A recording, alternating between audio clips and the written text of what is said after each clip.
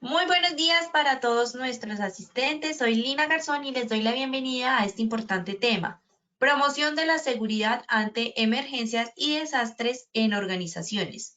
Invitamos a nuestro experto, el doctor Francisco Sarmiento, médico especialista en epidemiología, maestría europea de medicina de desastres. Doctor Francisco, muy buenos días, bienvenido. Hola, muy buenas, Lina, ¿cómo estás? Muchísimas gracias, buenos días a todos, muy feliz de estar acá.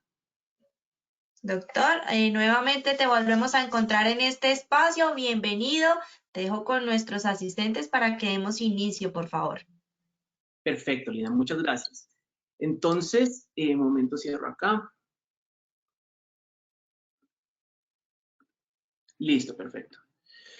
Y entonces el día de hoy, momento, el día de hoy vamos a continuar con nuestro proceso de educación, porque lo que tenemos en nuestras mentes finalmente afecta nuestro comportamiento, nuestra percepción de la vida y cómo nos sentimos y vivimos.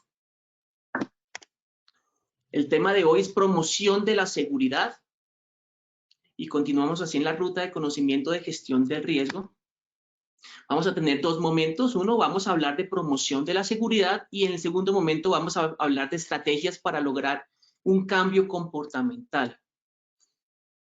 La idea es que podamos promover estos temas de seguridad en nuestras organizaciones como líderes que somos, y aunque no trabajemos directamente en el tema de gestión del riesgo, siempre vamos a tener un liderazgo inmediato local, ya sea en nuestra oficina o en nuestra familia o en nuestra comunidad. Primer objetivo, les vamos a presentar las áreas de acción de la promoción de la seguridad y unas estrategias para lograr el cambio de comportamiento en las personas. Recordemos que el objetivo de lo que estamos haciendo nosotros en gestión del riesgo de desastres es finalmente que la gente haga lo correcto en el momento antes de una emergencia o un desastre y durante la emergencia o desastre y después. Entonces, el cambio de comportamiento es algo fundamental. Hay muchas otras acciones que se hacen en gestión del riesgo relacionadas con la infraestructura y todo el ambiente físico, entre otros. Hablemos de la promoción. ¿Qué es promoción? Hay varias definiciones, pero básicamente el objetivo de la promoción es facilitar el comportamiento seguro, es decir, hacer que el comportamiento seguro sea muy fácil de hacer. Y para esto le vamos a brindar a nuestra comunidad, en este caso la comunidad de nuestra organización, le vamos a brindar todas las herramientas para ello. Y le vamos a dar el control de la seguridad a las personas también, a través de mejorando el conocimiento, la actitud y el acceso, pues no solo a conocimiento, sino a los elementos necesarios, pues para estar seguros. Estas áreas de acción de la promoción de la seguridad son extrapoladas de la promoción de la salud. Esto se viene investigando hace muchísimos años, hace por ahí unos 40 años o más. Y se sabe que esto es algo que funciona siempre y cuando pues lo apliquemos. No olvidemos que cambiar el comportamiento humano es bastante difícil, es una de las principales luchas que tenemos a todo nivel. En el campo de la salud, por ejemplo, ustedes saben que cambiar un hábito de vida es bastante complicado. Cambiar nuestras propias vidas también es complicado. Muchos de nosotros tenemos comportamientos que quisiéramos cambiar y pues tenemos promesas que hacemos y rompemos. Y entonces decirle a otra persona que cambie el comportamiento para que haga lo que nosotros consideramos, pues no es tan fácil. Para ello tenemos que usar varias estrategias. Una de las principales estrategias es la generación de políticas organizacionales en este caso, en donde necesitamos que los directivos decidan. Una política básicamente es una decisión del nivel directivo que va a apalancar, a impulsar, a permitir los procesos. Algunos ejemplos de las políticas pueden ser, por ejemplo, que se defina un sistema de administración de emergencias que sea conocido y aplicado por todos según su cargo. Recordemos que la gestión del riesgo de desastres no pertenece al área de HSEQ, de Salud y Seguridad del Trabajo. La gestión de riesgo de desastres es algo que tiene que venir desde bien arriba, como pasó en COVID. No sé si a ustedes les pasó esta experiencia, que venían ustedes preparándose para emergencias y desastres de una manera limitada, de pronto con una brigada, de pronto con un comité de emergencias, pero no había participación del resto de áreas de una manera seria. Pero cuando llegó COVID, este gran desastre que nos afecta, ya todo el mundo, el 100% de los trabajadores se vieron afectados y tuvieron un rol activo durante la respuesta. Nos enseña entonces la pandemia que los desastres son eventos totalizadores. ¿Qué quiere decir esto? Que todas las personas de todos los niveles tienen un rol activo y por lo tanto necesitan un conocimiento y en este caso pues necesitan también un apoyo. Entonces, ¿cómo vamos a involucrar a todas las personas de nuestra organización? Claramente, a través de políticas debemos pues abrir las puertas y lograr que la gente se comporte y haga lo que necesitamos. Entonces nos toca difundirle a todos los trabajadores los aspectos propios de gestión de riesgo según su cargo. Recordemos que cuando ocurre un desastre, la brigada no es el protagonista único. Todos los trabajadores van a tener que hacer algo y en muchos casos, teniendo en cuenta la continuidad del negocio o continuidad de operaciones, todos los trabajadores tienen que saber qué van a hacer. Es ahí donde nuestras estrategias de planeación para emergencias y desastres deben incluir roles para diferentes trabajadores más allá de la brigada de emergencias. Y estos trabajadores entonces deben apropiarse de los roles de su cargo. Por ejemplo, hablemos de los de vigilancia. El personal de vigilancia tiene un rol específico en emergencias y desastres que va más allá de pronto de evitar que se roben elementos y también que puede ser también, por ejemplo, brindar información adecuada a las personas acerca de lo que está ocurriendo de las puertas para afuera o de lo que está ocurriendo en los diferentes puntos donde ellos están. Recordemos, por ejemplo, que el personal de seguridad es el encargado de cámaras y tienen acceso a todas las áreas que están vigiladas con cámaras y son un actor fundamental en la toma de decisiones en caso de emergencia. Pensemos también en personal administrativo, ¿cierto? Ellos tienen un rol fundamental porque se debe continuar entonces las operaciones y entonces ellos tienen que saber cómo van a poder continuar su labor. El objetivo de la salud y seguridad del trabajo es básicamente la seguridad de los trabajadores, el ser humano. Pero también este tema incluye la seguridad de los bienes. Entonces ahí tenemos una serie de actores, desde seguridad, los de infraestructura, pues que van a ayudar a proteger los bienes desde el antes y en el durante y en el después.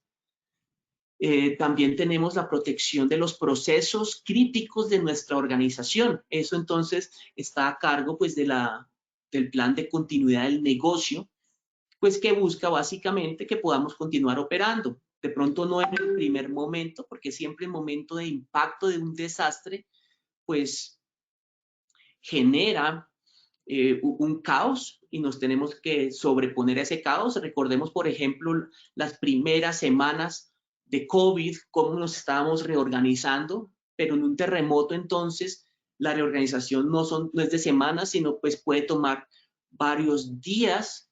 Un incendio puede tomar horas o días, etcétera. Entonces hay un primer momento de caos, pero después ya tenemos que que retomar nuestras operaciones en el menor tiempo posible. Entonces, todos los trabajadores tienen que estar involucrados aquí de diferentes maneras. A través de las políticas podemos crear alianzas interinstitucionales formales. Ustedes saben que si yo quiero trabajar en conjunto con vecinos o con organizaciones de socorro locales, esto se hace es a través de convenios, de alianzas que vienen desde arriba, desde la gerencia. Para emergencias es importante tener dinero para muchas de las decisiones para llevar a cabo muchas de las decisiones que se toman, necesitamos un flujo de caja. Es ahí donde crear un fondo financiero para emergencias como política es una opción muy sabia, de tal manera que podamos pues, movilizar los recursos de manera inmediata. También hemos encontrado que el personal BHSEQ, por ejemplo, tiene muchas tareas y es entonces necesario a veces, dependiendo del tamaño de la organización, contar con un cargo de coordinador de gestión de riesgo ante emergencias, que se encargue exclusivamente del tema. Estos son algunas políticas, algunas decisiones que solo pueden venir desde arriba y que se tratan entonces en el contexto del Comité de Emergencias y Desastres o el Comité de Gestión del Riesgo de Desastres, como lo llaman. Este comité es fundamental para hacer seguimiento a los proyectos de preparación, de reducción del riesgo, y pues durante la emergencia, pues para la toma de decisiones. Entonces es fundamental que contemos con un comité que se reúna de manera periódica y que tenga entonces una agenda y que se pueda hacer seguimiento y monitoreo a los diferentes proyectos. Otra área de acción es el desarrollo de habilidades personales de los trabajadores. Esto se logra a través de estrategias de información, de educación y capacitación y estrategias de comunicación del riesgo. La comunicación del riesgo básicamente busca que los trabajadores conozcan cuáles son los potenciales riesgos y se conecten con ello. Y entonces para poder lograr esto tenemos que ser oportunos en los mensajes. Pensemos en COVID y en la infodemia. ¿Qué es la infodemia? La infodemia es esa epidemia de información falsa.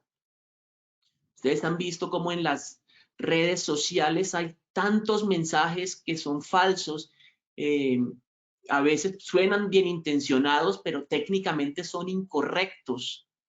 Y entonces nosotros tenemos que tomar las riendas de la comunicación del riesgo y empezar a enviar mensajes de manera oportuna para contrarrestar o para evitar que la gente crea en estos rumores, en esos mensajes falsos. Es mucho más difícil desmentir un rumor que crear uno desde el principio en los conceptos correctos. Es decir, cuando a la gente le llega un rumor, si la persona no tiene la capacidad de desmentirlo, se lo va a creer.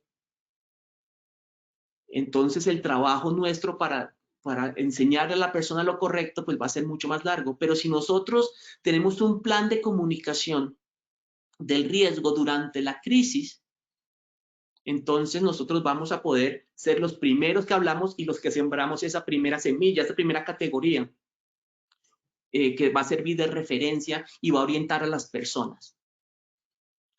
Debemos ser veraces en lo que decimos y para ser veraces debemos entonces tener la mejor información.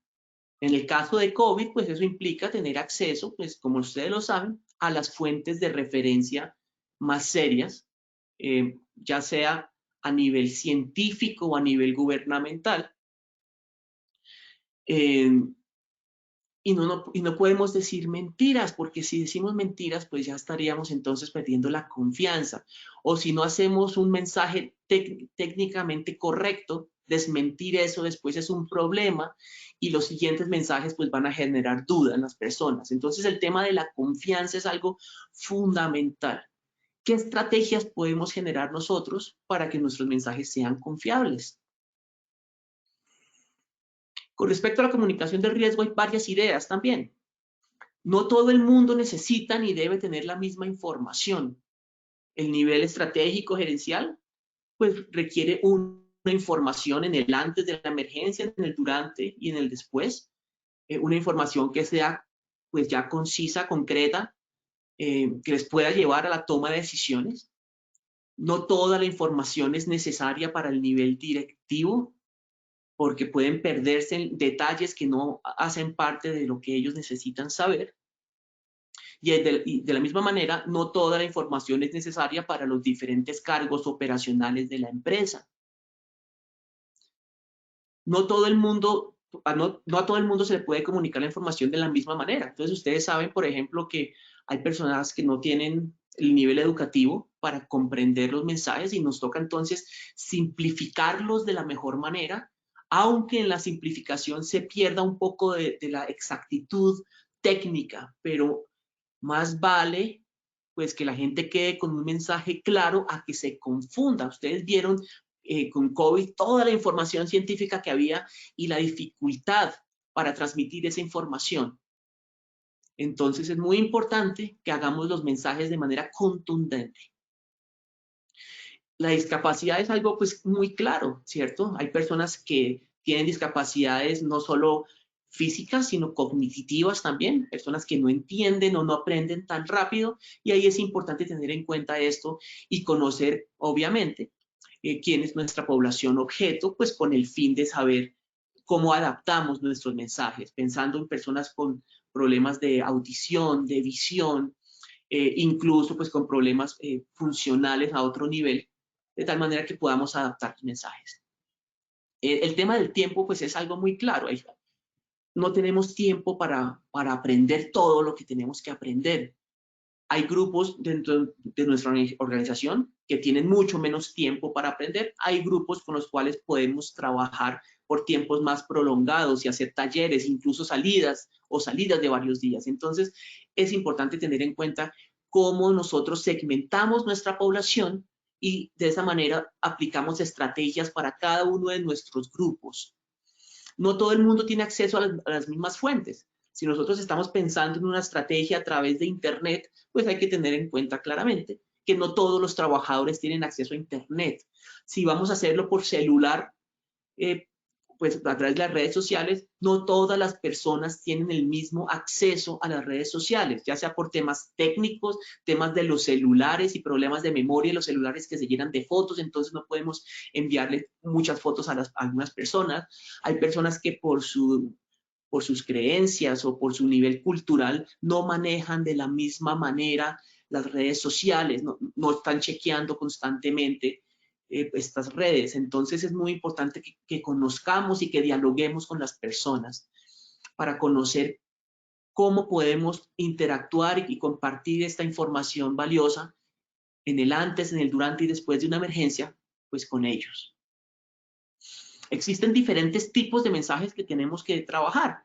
Hay mensajes muy cortos, ¿cierto? Que son buenísimos porque son los que más se quedan. Los memes son excelentes para transmitir información, las infografías, pero también hay personas que requieren un conocimiento detallado, mensajes detallados debido al rol que deben tener, mensajes más largos, capacitaciones largas para poder transmitir el mensaje. Entonces es importante pues que nuestra estrategia tenga diferentes tipos de mensajes. A veces queremos sugerirle a las personas comportamientos, ¿cierto? Pero a veces queremos dar órdenes y queremos generar obligatoriedad. Pienso que con COVID hemos aprendido pues muy bien esto. Hay diferentes tipos de canales entonces, ¿no? Y toca usar todos los diferentes tipos de canales y toca usarlos de manera redundante, es decir, al tiempo toca usar los diferentes canales. Es decir, vamos a imprimir mensajes y ponerlos en diferentes puntos, pero también al tiempo vamos a usar Internet, vamos a hacer capacitaciones, pero algo que funciona muy bien y que se ha demostrado que es de lo que más efecto tiene para comunicar estos mensajes es el voz a voz. Entonces hay un rol importante en difundir mensajes de comunicación del riesgo en escenarios sociales. Es ahí donde los brigadistas, por ejemplo, y el personal del comité tienen un rol hablando con sus vecinos. Entonces se le dice al brigadista, por ejemplo, vengan, brigadistas, cuando estén en espacios sociales, en espacios, por ejemplo, de tomarse un café, de almorzar, toquen temas de comunicación del riesgo con los trabajadores y traten así de convencerlos, de contarles. La frecuencia de los mensajes, pues tiene varias frecuencias. Hay unos mensajes que toca compartir diariamente o semanalmente o mensual. Durante las emergencias, durante la fase de emergencia, pues queremos mensajes diarios o incluso varias veces en el día, ¿cierto? Pero de pronto antes del desastre o después de la fase de emergencia, aún en el desastre, como estamos ahora, los mensajes pueden de pronto ya no ser diarios, sino semanales, mensuales, de tal manera que no nos desgastemos todo el tiempo.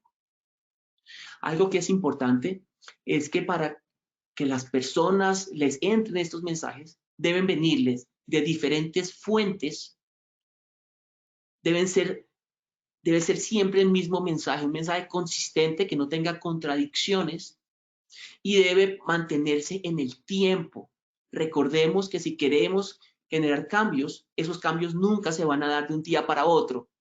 Van a tomar mucho tiempo y eso requiere un proyecto, requiere persistencia, requiere pues continuar con un proyecto sostenible a lo largo del tiempo. Lo que hacemos una sola vez probablemente no tenga un impacto. Otra reacción es crear ambientes favorables. Nos toca entonces en nuestra empresa modificar a veces el ambiente físico y lo modificamos pues con mensajes, por ejemplo, con señalización, con delimitación de áreas. Por ejemplo, para sismo podemos colocar en los lugares seguros para sismo, según lo define un ingeniero civil o arquitecto que conozca muy bien nuestras instalaciones, podemos colocar señalización, por ejemplo, en las columnas, etcétera. Este es el sitio seguro de protección en caso de sismo, ¿cierto? El ambiente físico también incluye todo lo que hemos hecho ahorita con COVID, por ejemplo, de colocar alcohol glicerinado en puntos clave, de tal manera que la gente tenga ese acceso fácil. Pero también lo estamos haciendo con los extintores, en donde ponemos extintores en puntos clave. Todo esto es crear ambientes favorables para los diferentes tipos de emergencias. Tener máscaras disponibles en diferentes lugares, por ejemplo, botiquines, etcétera. Pero también hay otro tipo de ambiente que es fundamental, que es el ambiente social. Es esa cultura organizacional que permite que la gestión del riesgo pues sea efectiva. Cuando la gestión del riesgo no es tomada en serio en una institución, porque de pronto los directivos tienen la creencia de que no nos va a pasar, o porque la urgencia de lo inmediato no permite que nosotros tengamos de pronto el tiempo o la disposición para tocar estos temas, pues entonces pues la gestión del riesgo no va a tener una tierra fértil donde pueda crecer. La preparación para desastres, por ejemplo, se estructura encima de la cultura organizacional. Es decir, si yo tengo una cultura organizacional que colabora, en donde la gente se comunica de manera efectiva, donde hay buenas relaciones interpersonales entre los trabajadores, donde hay una buena comunicación con los jefes, donde se apoya a los brigadistas de emergencias, donde hay personas en cada área que están encargadas de difundir y de fomentar este tipo de comportamientos, pues todos estos elementos favorecen a que cuando ya nos toque prepararnos para desastres de una mejor manera, pues tengamos un mejor ambiente y que cuando haya un desastre las cosas fluyan mejor. Una de las lecciones de los desastres es que sacan a la luz los problemas personales, sociales, organizacionales, financieros, porque llevan todo a un extremo, llevan a las personas a estrés, ¿cierto? A crisis, llevan a los estados financieros al extremo, etcétera. Entonces, todo lo que hagamos para que nuestra organización funcione de manera adecuada, desde el antes, pues es necesario. Y las redes de apoyo pues son fundamentales, ¿cierto? Es decir, personas que estén apoyando a los diferentes trabajadores para que logren los objetivos de gestión del riesgo. Otra reacción es la reorientación de la gestión. Pasar de reactivo a proactivo. Y esto es algo pues, que se está manejando muy bien ahora en el país, pues con toda la normatividad de salud y seguridad en el trabajo. Y hay que tener en cuenta algo, y es que lo que no se hace en el día a día, difícilmente se hace durante una emergencia. Entonces, gran parte de lo que tenemos que hacer en gestión del riesgo es brindarle a los trabajadores herramientas en el día a día como parte de sus labores cotidianas, para que cuando llegue la emergencia y estén bajo estrés agudo, no caigan en el error más común, que es que cuando tienen que actuar diferente debido a la emergencia, terminen actuando normal como en el día a día. Les voy a contar un ejemplo para que entiendan esto. En las Torres Gemelas, en promedio, la evacuación inició 45 minutos después de que los aviones se estrellaron. Es muchísimo tiempo para iniciar una evacuación de estos edificios tan grandes. Lo que uno esperaría, lo que uno pensaría es que la gente evacúa inmediatamente. Sin embargo, en estudios que se hicieron preguntándole a las personas por qué se demoraron tanto en evacuar, cuenta una señora, porque cuando dijeron evacuar, pues yo empecé entonces a guardar archivos, a apagar el computador, a recoger las cosas que me tenía que llevar para la casa, etc. Eso, pues, lo que ella hizo fue que cuando no sabía qué hacer, no tenía claridad, entonces empezó a hacer lo que hacía en el día a día, lo normal. ¿Cómo podemos entonces enseñarle a la gente que en caso de evacuación, pues toca salir rápidamente? Con entrenamiento y con repetición, repetición, repetición, repetición. Un simulacro al año sí hace daño porque no es suficiente. Toca hacer simulacros más frecuentes, de pronto no de toda la organización, sino de pronto pueden ser simulacros parciales en que la gente sepa que ante una alarma de evacuación toca levantarse y salir por lo menos de la puerta de manera inmediata y dejarlo todo. Y ese puede ser un simulacro pequeño, cortico, que dura 5 minutos o menos, porque la evacuación debería durar menos, pero que acostumbra a la gente que ante un estímulo, pues deben actuar de una manera.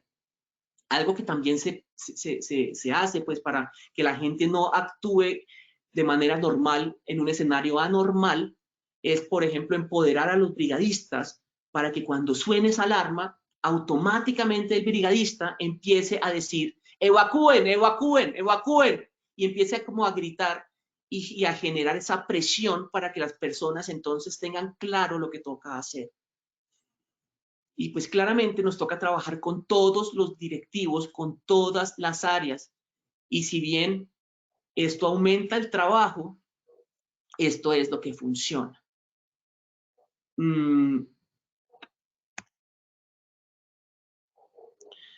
Otra reacción es el empoderamiento de nuestra comunidad organizacional. Nos toca fortalecer sus capacidades de acción, pero también meterles el chip de que ellos son los responsables de la seguridad en su entorno inmediato, en donde quiera que estén. Ellos deben ser capaces, todos los trabajadores, de identificar, por ejemplo, cuáles son los riesgos para generar incendio. Ellos deben saber que no deben colocar algo caliente al lado de un material combustible. Por ejemplo, a veces se encuentran resmas de papel colocadas al lado de algo eléctrico que fácilmente se puede calentar ante cualquier problema. Y hay personas que no conocen el tetradero del fuego. Hay personas que no conocen cómo se genera el fuego. Entonces es importante que todos sepamos estas cosas de prevención. No solo la brigada de emergencias. Entonces el empoderamiento que busca, que las personas fortalezcan sus capacidades, su confianza, su visión y su protagonismo como grupo social para impulsar cambios positivos en esas situaciones que están viviendo. Todos tenemos un papel en el tema de gestión de riesgo de desastres. Si bien el área de salud y seguridad del trabajo de HSQ tiene el rol principal de liderazgo, son todas las personas de la empresa las que van a tener un rol en el antes, porque puede ser una persona la que genere el incendio por desconocimiento, por ejemplo. Todos tienen que saber manejar un extintor. Todas las personas, no solo los brigadistas. Los brigadistas de pronto ni siquiera alcanzan a llegar. Ustedes saben que en 2 minutos de un fuego incipiente, en 2 minutos ese fuego incipiente ya puede convertirse en algo gigantesco. No sé si ustedes han visto estos videos que muestran cómo cuando en una sala un árbol de Navidad por un corto se enciende ese árbol de Navidad y en 2 minutos ya está toda la sala llena de humo. Entonces, a veces el ponerle toda la carga de esa respuesta inicial a los brigadistas, pues no es la mejor estrategia. A veces nos estamos preparando no para un desastre o emergencia, sino para quedar bien en una auditoría.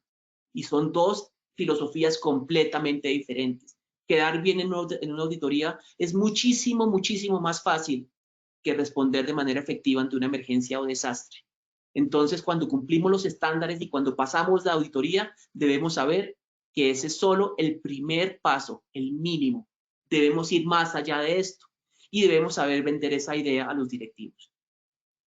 Entonces, el curso de respondiente inmediato o primer respondiente ante emergencias es para todos los trabajadores, incluso para los directivos. Y tengamos en cuenta que la gestión del riesgo de la empresa tiene que ver mucho con la gestión del riesgo en el hogar. Y ustedes lo vieron ahorita con COVID, como cuando en el hogar, por ejemplo, hay una afectación, esta persona, este trabajador ya no es funcional en la empresa en la misma manera. Las ventajas de involucrar a todos es que esto facilita la sostenibilidad del proceso, porque entonces ya vamos a generar una cultura organizacional y ya vamos a generar una inercia, un momentum, de tal manera que los procesos anden en el tiempo y si hay cambio, por ejemplo, de la persona encargada de salud y seguridad del trabajo, pues ya existe una cultura, entonces ya es más fácil que continúe lo que se venía haciendo antes. Facilita que se acepten los procesos cuando las personas comprenden lo que se está haciendo, comprenden bien el riesgo de un terremoto y los temas de seguridad, van a participar de una manera más efectiva durante la evacuación. Esto también facilita que recolectemos la mejor información, es decir, si todos los trabajadores saben cuáles son los riesgos, nos van a poder comunicar de manera más eficiente, más rápida. Nos van a poder comunicar los riesgos que ellos perciben en su entorno inmediato. Cuando ocurre una emergencia grandota, un desastre, la brigada no tiene capacidad de respuesta completa. Todos los trabajadores pueden tener roles durante la emergencia porque no todos los roles son de nivel operativo y aún trabajadores no brigadistas pueden tener y van a tener, aunque no lo queramos, aunque no lo planeemos, van a tener roles operativos. Por ejemplo, si hay heridos y toca transportar muchos heridos, lo que se ha visto en emergencias reales es que se conforman usualmente equipos mixtos, en donde trabajadores entrenados como brigadistas terminan trabajando con otros voluntarios que son movilizados por ese sentido de solidaridad frente a una urgencia. Entonces, si podemos darle pequeñas herramientas y podemos cambiar un poco la actitud de este personal que no es brigadista, vamos a tener muchas otras manos, no solo para lo operativo, sino también para temas logísticos. A veces toca movilizar elementos, toca remover elementos de una zona que está afectada, por ejemplo, ante fuego, ante inundación. Toca retirar los elementos pues, para evitar o que se quemen más, o que aumenten el fuego, o que se dañen. Es ahí donde todos los trabajadores tienen un rol. Y el cambiar ese chip también es importante a ese nivel. Que no se queden como unos espectadores solamente mientras la brigada está exponiéndose y trabajando ahí. Pero también sabemos que no pueden trabajar solos y que tienen que tener claros sus límites, los cuales están dados por el entrenamiento y por la dotación y por las políticas de seguridad. Y pues la participación de los trabajadores en la gestión del riesgo depende de la percepción que tengan del riesgo. Hay personas que todavía hoy, por ejemplo, tienen una percepción baja de COVID, del virus SARS-CoV-2 y piensan que eso no les va a pasar, piensan que eso no es tan grave, de pronto porque son personas jóvenes, y no comprende de pronto cuál es su rol en la cadena de transmisión de esta enfermedad. Si una persona joven que no se va a morir de COVID y que piensa, a mí no me va a pasar nada, no tengo por qué protegerme, si esa persona entendiera que se puede convertir en un portador asintomático y que puede contagiar a otro joven, y ese joven puede contagiar a otro joven, y ese otro joven puede contagiar a, a una persona vulnerable. Si uno supiera que uno puede matar a alguien de manera indirecta, uno de pronto pues se protegería mejor. Y para cambiar la percepción de riesgo de las personas, nos toca usar múltiples estrategias de información, comunicación y educación. Y algo que se ha encontrado es que la información no es lo único que se requiere. Si yo sé qué me toca hacer, me dan la información de lo que me toca hacer para prevenir un riesgo, y yo entiendo por qué es importante hacerlo, y yo quiero hacerlo, eso tampoco significa que yo vaya a realizar la acción. Es decir, las estrategias de capacitación no son lo único que funciona. Además de eso, toca generar otra serie de estrategias para lograr el cambio de comportamiento, empezando por las políticas que generen una obligatoriedad, pero también generando una serie de presiones.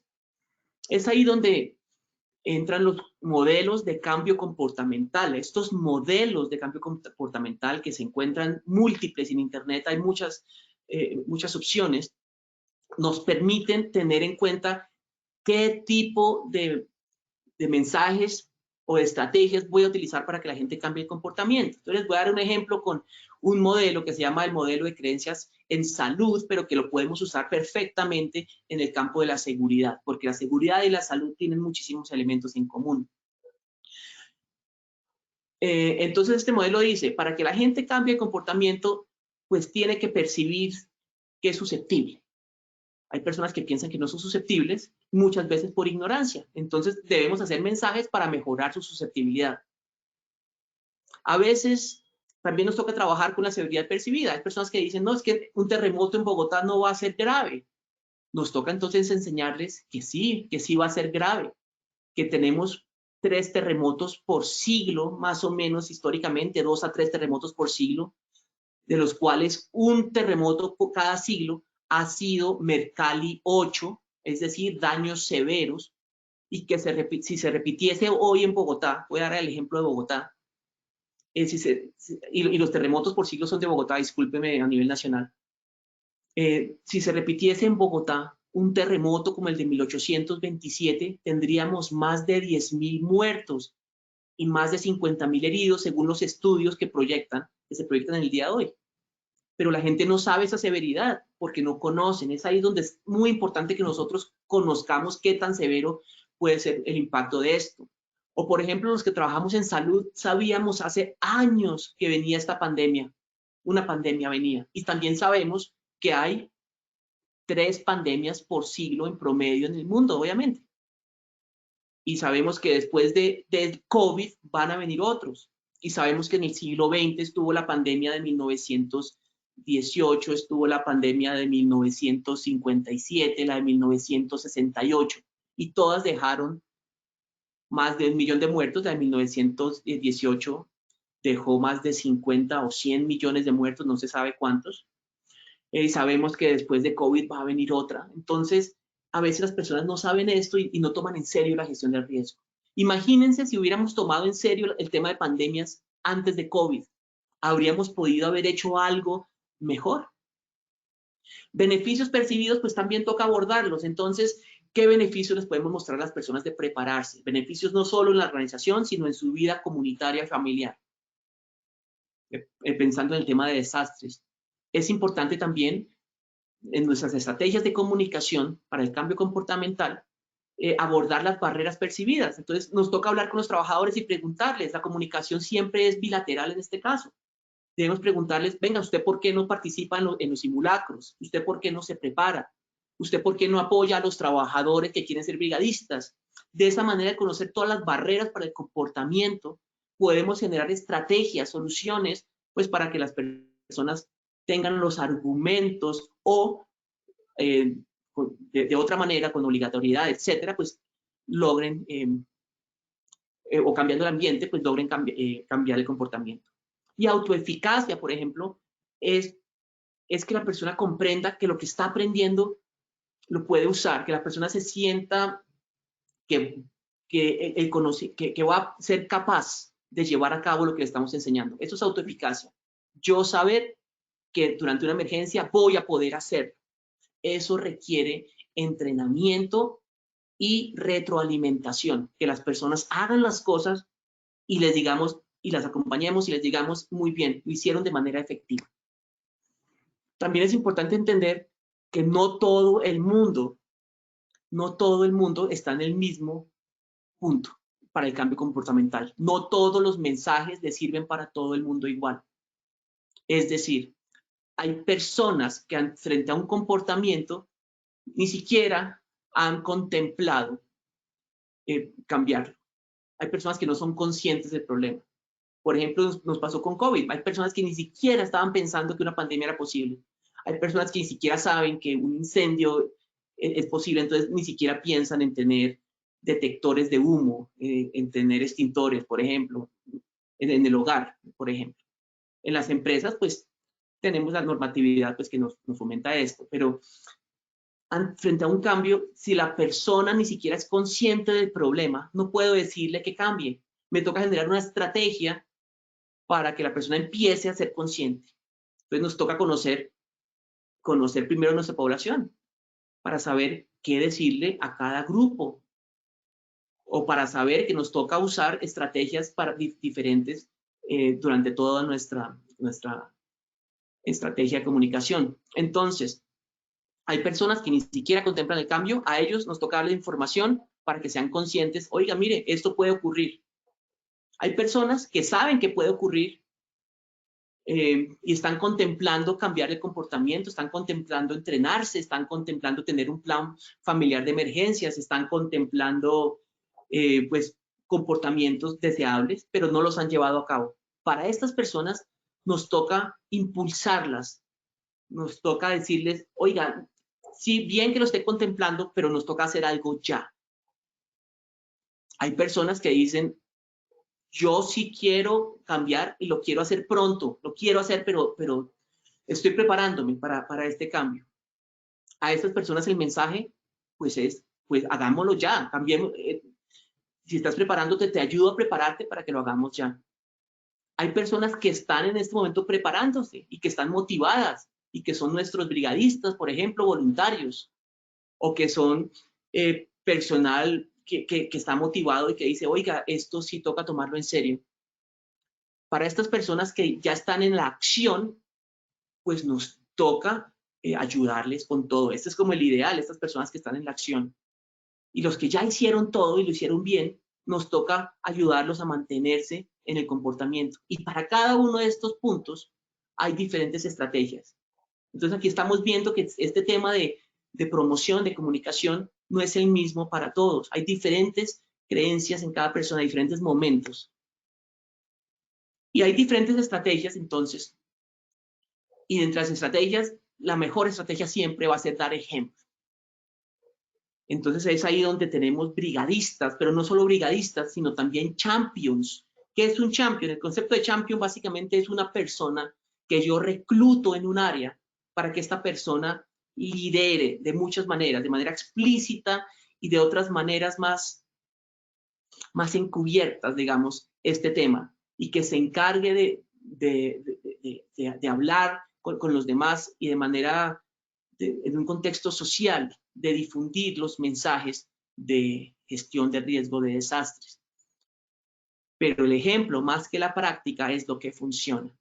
Entonces, hablemos del hogar, que siempre es importante hablar del plan familiar de emergencias. Los brigadistas todos tienen que tener un plan familiar de emergencias. Las personas clave en la institución deben tener un plan de emergencias. Entonces, cuando los brigadistas tienen un plan de emergencias, por ejemplo, ya pueden de pronto hablar de eso con mayor propiedad. La norma social es de lo que más funciona para cambiar el cambio, para generar un cambio comportamental.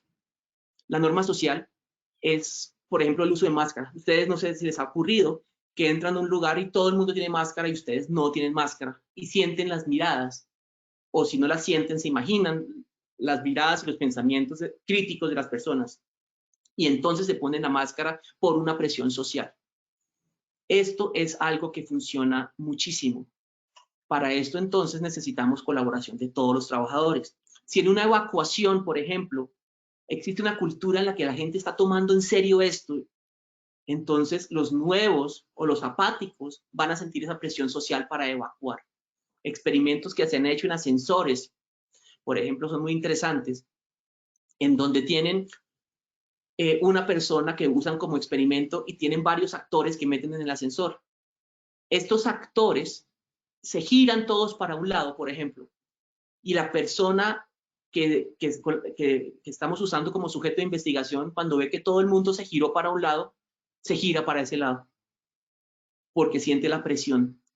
Y entonces es ahí donde es interesante ver cómo nuestra mente responde ante estas presiones.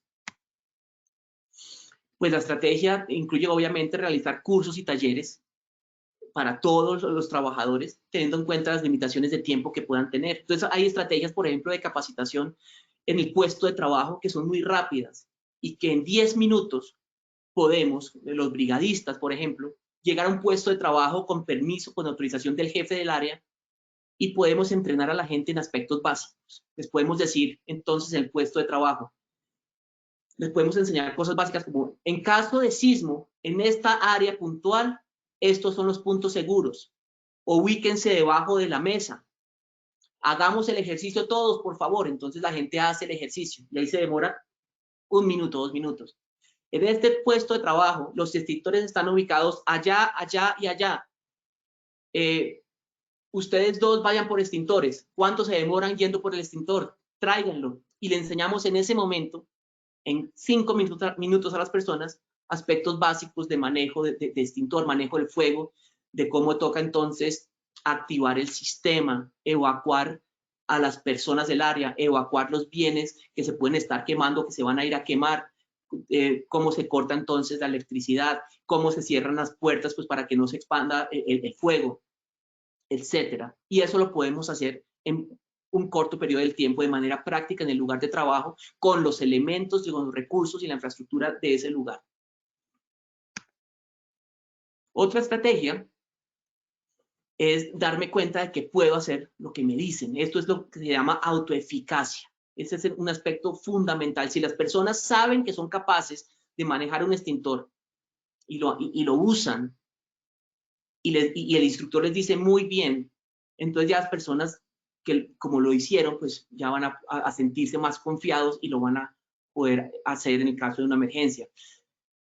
Si les enseñamos que en caso de sismo tienen que hacer cierto comportamiento y lo llevan a cabo y les decimos muy bien, lo hiciste bien, ese es el lugar, pues van a sentir pues una confianza para poderlo hacer. Sin embargo, es muy importante que en el caso de sismo nuestras decisiones estén orientadas por un ingeniero civil o alguien que conozca muy bien las vulnerabilidades de nuestra institución a nivel estructural y no estructural.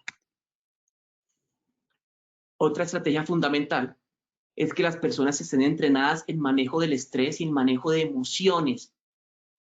En desastres, en emergencias, algo que nos afecta mucho es cómo nos sentimos. Y eso puede llevar a que tanto brigadistas como tomadores de decisiones, como trabajadores, nos bloqueemos y no hagamos lo correcto, lo que tenemos que hacer a pesar del entrenamiento. Los temas de manejo del estrés además aplican no para el momento del gran desastre, sino también aplican en el día a día. Y entonces estamos dando a los trabajadores herramientas para el día a día. Porque dicen los investigadores de desastres que todos vivimos en el día a día pequeños desastres, chiquiticos, o situaciones que se van a presentar en un desastre. Por ejemplo, si yo soy desordenado y no tengo las llaves y se me pierden las llaves en el día a día, ¿cierto? debo saber que en el desastre me va a pasar lo mismo o que este desorden me va a generar un problema en el día a día. Si yo en el día a día me estreso muchísimo con las situaciones del trabajo y no logro controlar mi estrés, el día del desastre no voy a poder controlar mi estrés tampoco porque soy la misma persona. Entonces, este manejo del estrés, el manejo de mis emociones, el manejo de mis relaciones sociales en este momento de estrés agudo en que hay personas que gritan y que se descontrolan, este manejo de esto es fundamental. Aprenderlo en el día a día, comprender su uso en el día a día y de esa manera mucho más fácilmente pues, poderlo aplicar en el momento de un desastre o emergencia. Nos toca vender ideas pues, usando estrategias de mercadeo. Nos toca posicionar ideas en la mente de las personas de la misma manera que lo hace Coca-Cola, utilizando estrategias de mercadeo social. Nos toca vender ideas, reclutar mentalidades. Nos toca tener en las áreas champions, que pueden ser brigadistas, pero pueden ser también jefes de área que nosotros motivamos o personas que vemos ya motivadas, porque es mucho más fácil trabajar con lo que ya fluye, y podemos enseñarles cosas para que puedan ayudarnos a hacer una vela en ese espacio donde ellos están trabajando, una vela que irradia una luz de conocimiento en su entorno inmediato. Aplicar incentivos o refuerzos para fomentar un comportamiento, pues se sabe que funciona. Entonces es ahí donde nosotros queremos incentivar el área que evacúe, no sé, de la mejor manera, el área que tenga más brigadistas o cosas así. Es decir, queremos hacer cosas para que el comportamiento que queremos se logre. Queremos fomentar los cambios graduales, de tal manera que los trabajadores sientan que son capaces de realizarlos paso a paso. Hay muchas cosas por aprender y los trabajadores no van a poder dedicarle todo el tiempo que requieren en un solo golpe. Podemos entonces romperlo en pedacitos pequeños, de tal manera que a lo largo del año todos aprendan en periodos de 15 minutos, sumados a lo largo del año, varios momentos de 15 minutos a lo largo del año, puedan aprender varias acciones. Esto requiere una buena planeación y seguimiento para darle sostenibilidad.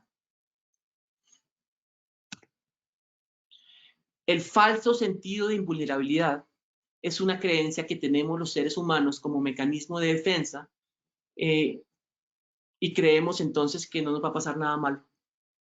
Nosotros creemos que lo malo le ocurre a los demás y no a nosotros. Nos toca ayudar a contrarrestar ese falso sentido de invulnerabilidad. La gente que llega a urgencias después de un accidente no se imaginaban que iban a accidentarse. Cuando a uno se le muere a alguien, uno no se imagina que eso le va a pasar.